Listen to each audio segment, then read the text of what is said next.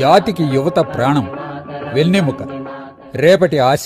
అలాంటి యువత ఉత్సాహం, ఉత్తేజం ప్రతిబింబించేలా జరుపుకునే యువజనోత్సవం జనవరి 12వ తేదీని భారత ప్రభుత్వం 1985 సంవత్సరంలో ప్రకటించింది. జనవరి 12వ తేదీనే యువజనోత్సవంగా ఎందుకు ప్రకటించాలి? మరే ఇతర రోజునైనా అలా ఎందుకు ప్రకటించకూడదు?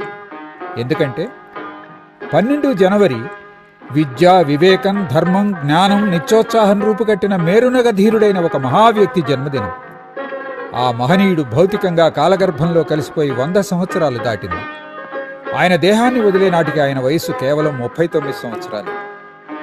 ఇంతకీ ఎవరాయన? రాజకీయ నాయకుడా, శాస్త్రవేత్త, లేక సంఘ సంస్కర్త? ఎవరా విశిష్ట వ్యక్తి? ఆ మహనీయుని గురించి తొలి భారత ప్రధాని శ్రీ జవహర్లాల్ నెహ్రూ స్వాతంత్రోద్యమంలో తరతరాలుగా మా వంటి నాయకులెందరిపైనో వివేకానంద స్వామి ప్రభావం ఉంది అన్నారు. మరో స్వాతంత్ర సంగ్రామోద్యమ నాయకులు శ్రీ సుభాష్ చంద్రబోస్ ఆయన గురించి చాలా చిన్న వయసులోనే 1902వ సంవత్సరంలో ఆయన భౌతికంగా మనకు దూరమైన ఆయన మృతి తర్వాత కూడా జాతిపై ఆయన ముద్ర ఇప్పటికీ బలంగా ఉంది అంటారు. అది 1882. ఒక మామూలు సన్యాసిగా, శ్రీరామకృష్ణుల శిష్యునిగా ఆయన కన్యాకుమారిలో ఉన్న సమయంలో జాతిని గూర్చి, జనజీవనం గూర్చి ఆలోచనలో మునిగిపోయారు. ఆ తరువాత ఆయన భారతదేశమంతా ఓ 4 ఏళ్ల పాటు పర్యటించారు. అప్పుడు ఆయన హృదయం అధిక శాతం జనాల్లో పేరుకుపోయి ఉన్న పేదరికాన్ని, కష్టాన్ని చూచి ద్రవించిపోయింది. ఆయన చూచిన దృశ్యాలు ఆయన హృదయాన్ని కలిచివేసిన కారణంగా తన కన్నీటిని ఆపుకోలేకపోయానని ఆయనే చెప్పుకున్నారు. అప్పుడు ఆయన ఒక ప్రణాళికను ఏర్పరచుకున్నారు. మహోన్నతమైన భారతీయ సందేశాన్ని ప్రపంచానికి అందించటం, బాధాతప్తులైన అశేష జనావళిని భారతీయ గత వైభవానికి చేర్చటం ఈ ప్రణాళిక లక్ష్యం. సెప్టెంబర్ 11, 1893 సంవత్సరం షికాగో నగరంలో ప్రపంచ స్థాయి సర్వమత మహాసభ జరుగుతోంది. బానిస దేశం నుండి వచ్చిన ఒక మామూలు సన్యాసి భారతీయ ఆధ్యాత్మిక జ్ఞాన ప్రతినిధిగా ప్రపంచ దేశాలకు తన సందేశాన్నిచ్చేందుకు ఆ సదస్సులో వేదిక మీద నిల్చున్నారు. అమెరికా వాసులైన సోదరీ సోదరులారా అంటూ గంభీరంగా తమ ఉపన్యాసాన్ని ఆరంభించడంతోనే ఆ సదస్సులో ఉన్న 7,000 మంది సభ్యులు గౌరవపురస్సరంగా లేచి నిల్చుని 2 నిమిషాల పాటు చప్పట్లతో తమ ఆనందాన్ని తెలియజేశారు. భారతీయ తత్వాన్ని ప్రస్తావిస్తూ ఆయన సర్వమత సహనాన్ని విశ్వసించడం మాత్రమే కాదు, అన్ని మతాలు నిజమేనని అంగీకరిస్తాం కూడా అంటూ విశ్వజనీనమైన సార్వత్రికమైన భావజాలాన్ని వెదజల్లి ఆ సదస్సు హృదయంలో శాశ్వత స్థానాన్ని పొందారు. అప్పుడే భవిష్యత్ కాలాన్ని గుర్చిన ప్రస్తావన కూడా జరిగింది. ఆ సదస్సు గౌరవాభిమానాలకు ఆయన సంపూర్ణంగా పాత్రులైనారు. ఈ జాతులను నిమ్నులుగా భావించి వారి ఉద్ధరణకు క్రైస్తవ మత ప్రచారకులను పంపటం ఎంత వెర్రితనమో ఇప్పుడు తెలుస్తోంది. నిజమే, ఆయనే ఒక మత ప్రచారకుడు అనుకోవచ్చు. కానీ ఆయన ఎవ్వరినీ కన్వర్ట్ చేయలేదు. ఒక యూదు జాతి మేధావి ఆయన మాటలు విన్న తర్వాత నా మతం కూడా నిజమేనని గుర్తించాను అనడం ఏమాత్రం ఆశ్చర్యం కలిగించదు. వివేకానంద మాటలు ఆయన ఉనికి, ఆసియా ఆలోచన విధానాన్నే మార్చేసింది అన్నారు హస్టిన్ స్మిత్ అనే ఫిలాసఫీ ప్రొఫెసర్. యుఎస్ఏలోనూ యూకేలోనూ ఉపన్యాసాల అనంతరం వివేకానంద భారతదేశానికి తిరిగి వచ్చారు. వివేకానంద ఆసియా దేశాలను బానిస భావాల నుండి, బ్రిటన్, ఇతర పాశ్చాత్య దేశాల ప్రభావాల నుండి మేల్కొల్పారు. ఆయన తన ప్రజలకు ఉద్బోధించిన తన భావాలివి. భారతదేశం ఎప్పటికీ పురోగామిగానే ఉంటుందని నేను స్థిరాభిప్రాయంతో ఉన్నాను. మన అతి ప్రాచీనమైన, అద్భుతమైన ఆ లక్షణం మనలో ఇంకా సజీవంగా ఉండడమే అందుకు నిదర్శనం. ఈ జాతి శక్తిని ఎవ్వరూ ఎప్పటికీ జయించలేరు. మన జాతి బాహ్య లక్షణాలు కొంత తగ్గినా మన జాతి లక్ష్యం, లక్షణాలు ఎప్పటికీ ఎక్కడికి పోవన్న సందేశాన్ని ఆయన ఉపన్యాసాల నుండి నేను విద్యార్థి దశలో ఉండగానే గ్రహించాను అన్నారు స్వతంత్ర భారతపు 2వ అధ్యక్షులు డాక్టర్ సర్వేపల్లి రాధాకృష్ణన్. ఆయన తన బోధలతో జాతిని చాలా ఉత్తేజపరిచారు. మన దేశానికి ఇప్పుడు హీరోలే కావాలి. హీరోలుగానే ఉండండి, ఒక స్తంభంలా స్థిరంగా నిలబడండి.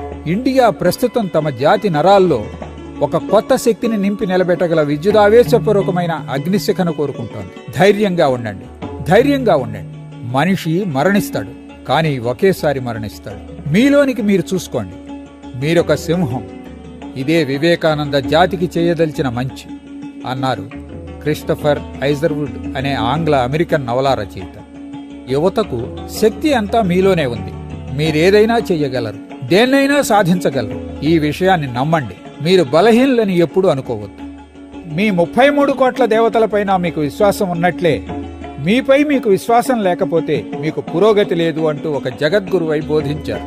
ఒక చిన్న మాట, ఆయన ప్రతి ఉపన్యాసంలోనూ ప్రతిధ్వనించే మాట, అభయమై ధ్వనించే మాట, అదే భయం లేనితనం అన్నారు మహాధైర్యశాలి మాజీ భారత ప్రధాని శ్రీమతి ఇందిరాగాంధీ. హిందూ మతంలోని చెడుని కూడా ఆయన ఛాలెంజ్ చేశారు. జ్యోతిషం ఇంకా ఇలాంటి చాలా విషయాలు సాధారణంగా బలహీన మనస్కుల తీరుకు నిదర్శనంగా ఉండిపోతున్నాయి. ఇలాంటి బలహీన మనస్కులు అవసరమైతే డాక్టర్ను చూడాలి. మంచి ఆహారం, విశ్రాంతి తీసుకోవాలి.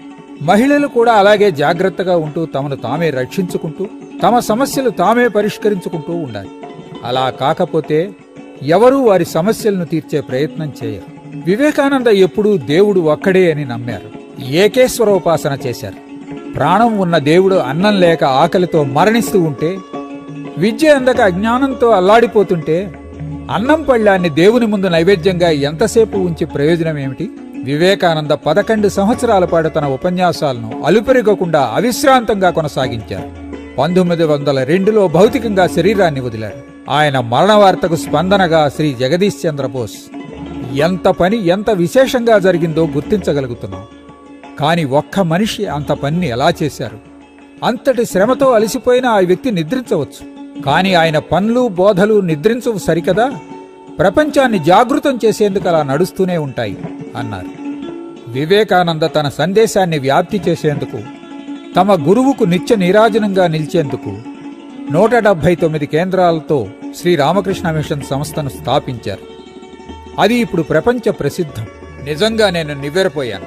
ఎందుకంటే వివేకానంద స్థాపించి వ్యాప్తి చేసిన శ్రీ రామకృష్ణ మిషన్, అలాగే అంతర్జాతీయ సంస్థ యునెస్కో, ఈ రెండిటి ఉద్దేశాలు, నిర్మాణతలో ఉన్న పోలికలు గమనించాను. 1897లో వచ్చిన రామకృష్ణ మిషన్, అలా వచ్చిందే యునెస్కోలు. కొన్ని విషయాల్లో రామకృష్ణ మిషన్ పైచేయిగా ఉంది. నిజానికి రెండూ మానవాళి శ్రేయస్సు, సహనం, శాంతి, ప్రజాస్వామిక తత్వం, అభివృద్ధి మొదలైన విషయాలకు తమ ఎజెండాలో ప్రముఖ స్థానాన్నిచ్చినవే అని అప్పటి యునెస్కో డైరెక్టర్ జనరల్ చెప్పారు.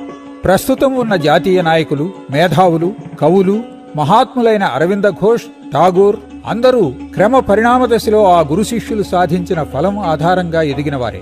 ఈ విషయాన్ని అరబిందో, గాంధీజీ ప్రజాముఖంగా అంగీకరించారు అన్నారు సాహిత్యంలో నోబెల్ బహుమతి గ్రహీత రోమన్ రోలాండ్.